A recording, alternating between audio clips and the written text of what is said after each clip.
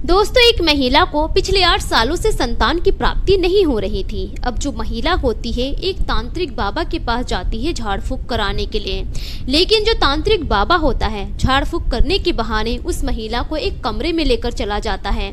कमरे में लेकर जाने के बाद महिला के साथ वो दुष्कर्म करता है। उसके बाद महिला को धमकी देता है और कहता है कि अगर तुम इस बारे में किसी को कुछ भी बताई तो मैं तुम्हारे परिवार वालों को जान से मार दूंगा।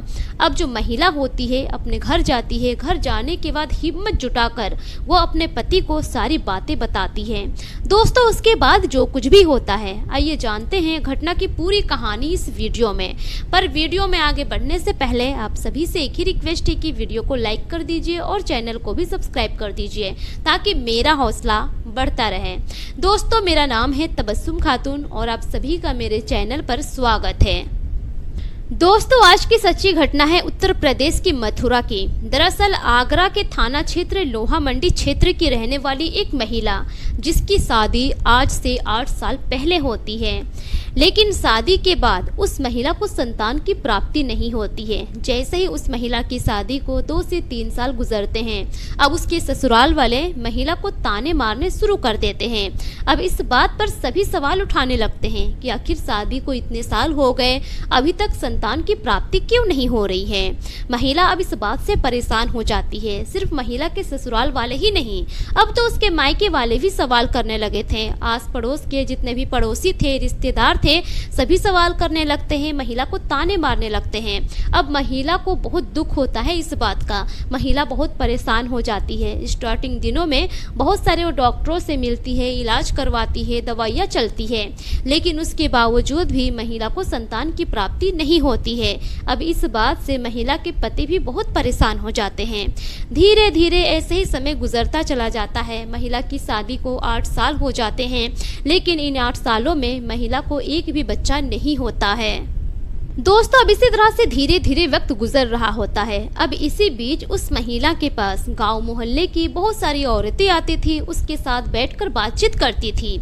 अब बातों ही बातों में बहुत सारी महिला उस महिला को सलाह देकर जाती है कि नौझील मथुरा में वतनदार मोहल्ला में मस्जिद के पास से एक व्यक्ति रहा करता है जिसका नाम है मुश्ताक अली। वो तंत्र मंत्र से इलाज करता है। बहुत सारी महिलाओं को संतान की प्राप्ति हुई है। तुम भी जाओ वहाँ पर और उनसे इलाज करवाओ। जो भी तंत्र मंत्र करते हैं वो करवा लो, तुम्हें भी संतान की प्राप्ति जरूर होगी। जब महिला इतना सुनती है, वो भी एक महिला से नहीं, बहुत सारी महिला आकर उसे यही सलाह देती है। अब महिला को भी कहीं ना कहीं यकीन हो जाता है।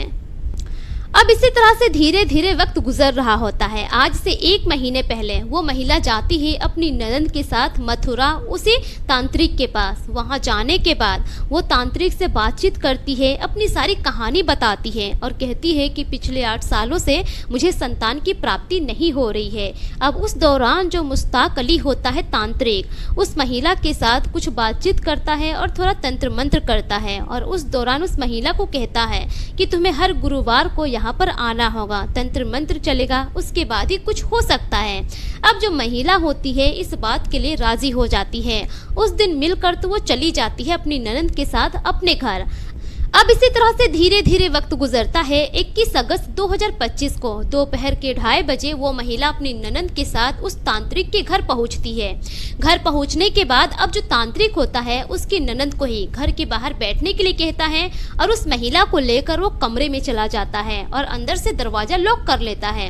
उसके बाद वो वहां पर अगरबत्ती जलाता है। अगरबत्ती जलाने के बाद कुछ तंत्र मंत्र करता है। उसके बाद उस महिला के साथ दुष्कर्म करता है। दुष्कर्म करने के बाद अब जो तांत्रिक होता है उस महिला को धमकी देता है कि अगर तुमने इस बारे में किसी को कुछ भी कहा, अपने परिवार वालों से कुछ कहा, तो तुम्हारे परिवार वालों को मैं जिंदा मार दूंगा। अब जो महिला होती है डर जाती है, चुपचाप वहां से निकलती है, अपनी ननद के साथ घर पहुंचती है।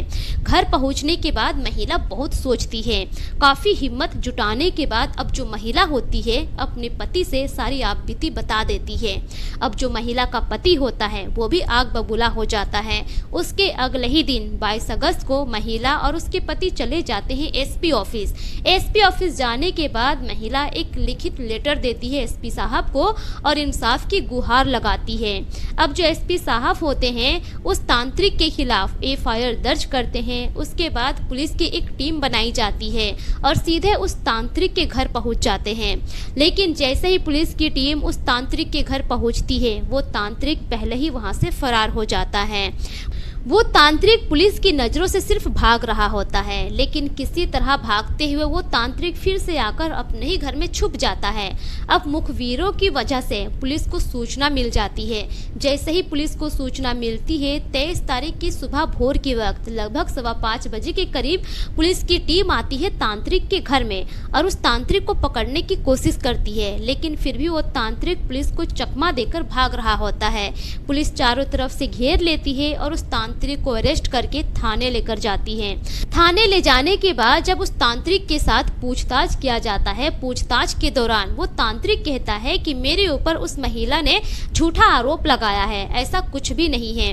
दरअसल वो महिला मुझसे 2 लाख रुपए की डिमांड कर रही थी और जब मैंने उसकी डिमांड पूरी नहीं की तब जाकर उस महिला ने मेरे ऊपर झूठा आरोप लगाया है। अब जो पुलिस की टीम होती है उसके बयान सुनने के बाद पुलिस एकदम से हैरान हो जाती है, लेकिन उसके बाद पुलिस उस महिला का मेडिकल टेस्ट करवाती है।